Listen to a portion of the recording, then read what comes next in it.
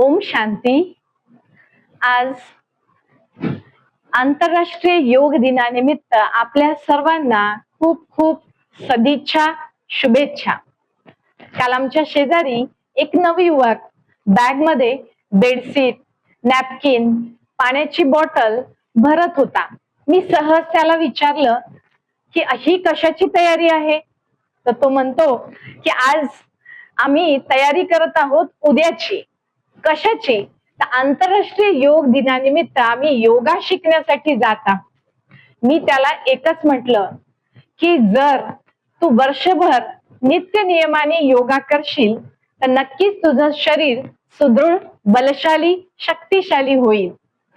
भारतीय संस्कृतीमध्ये सुद्धा ऋषी, मुनी, तपस्वी, राजे, महाराजे हे योगा करत असत, ध्यान धारणा करत असत, ज्याद्वारे त्यांचं आयुष्यही जास्त होतं।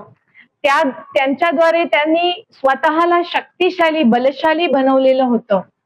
तर आज वर्तमान काळामध्ये याची खूप आवश्यकता आहे, परंतु शरीराला संतुलित आहार, गाढ झोप आणि व्यायामाची जशी गरज आहे, तसंच आत्म्यामधील मनाला सुद्धा ध्यान, योग आणि एकाग्रता, मनोबलाची गरज आहे।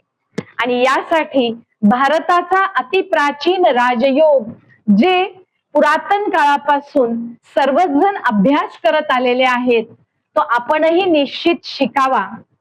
राजयोग म्हणजे आत्मा आणि परमात्म्याचा योग, भेट, आणि ती भेट मनाच्या द्वारे होते।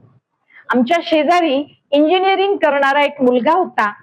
तो 29 वर्षाच्या वयामध्ये त्याला हार्ट अटॅक आला, मृत्युमुखी पडला, परंतु तो रेग्युलरली जिमला जात होता, रेग्युलरली फुटबॉल खेळण्यासाठी ग्राउंड वरती जात होता।